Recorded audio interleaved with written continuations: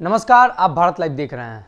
UP सरकार ने एक प्रस्ताव लाया जिसमें जनसंख्या नियंत्रण कानून को लेकर कई तरह के एजेंडे तैयार किए गए हैं।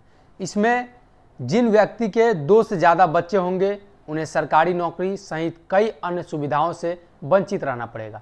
अब इस पर बिहार में भी राजनीति होनी शुरू हो गई है। आपको बता दें कि मुख्यमंत्री ने भी साफ साफ कह दिया है कि जनसंख्या नियंत्रण कानून जिनको लागू करना है करे, बिहार में लागू नहीं होगा।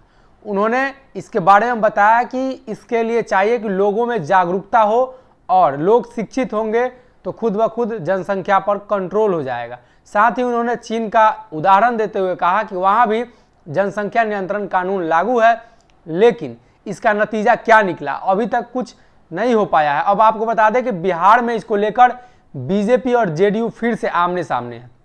बीजेपी के कई नेताओं ने नीतीश कुमार के इस बयान की आलोचना की है। वही अगर हम बात करें तो पंचायती राज मंत्री सम्राट चौधरी ने सीधे सीधे शब्दों में कह दिया कि बिहार में इसकी जरूरत है और 200% लागू होनी चाहिए।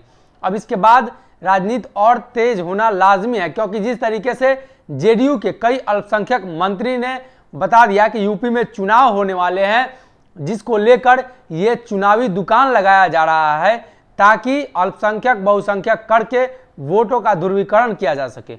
अब आपको बता दें कि इस मामले पर नीतीश कुमार के भाई यानी उपेंद्र कुशवाहा जो नीतीश कुमार के साथ है, उन्होंने भी अपनी प्रतिक्रिया दे दी है।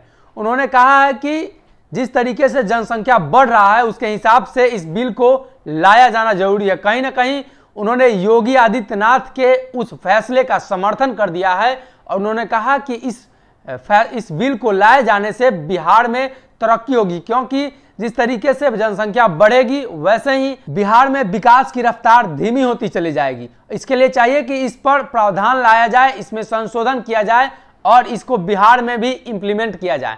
अब देखना यह होगा कि नीतीश कुमार के विरोधी के साथ साथ एनडीए गठबंधन दल के कई नेता इस मामले पर अलग बयान देते नजर आ रहे हैं।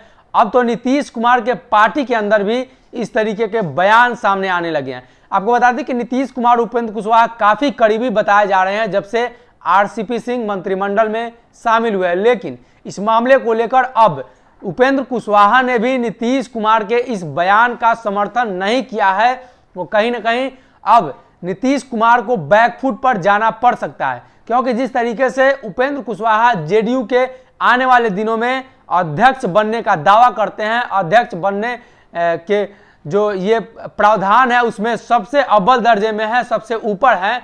तो देखना यह होगा कि नीतीश कुमार के कई अन्य मुद्दों पर वो समर्थन नहीं कर रहे हैं, जैसे जनसंख्या नियंत्रण कानून ही हो। अब नीतीश कुमार इस फैसले को लेकर क्या कुछ करते हैं ये देखने वाली बात होगी। अगर ये वीडियो पसंद आई और वह बिहार के राजनीति और बिहारियत से सरोकार रखेनी तो सब्सक्राइब बटन दबा के चैनल के सब्सक्राइब कर ली। ओजे एगो घंटी बा, ओकरा बटन दबा देला से कुल सटीक और मारक खबर रुआ मुफ्त में मिल जाई।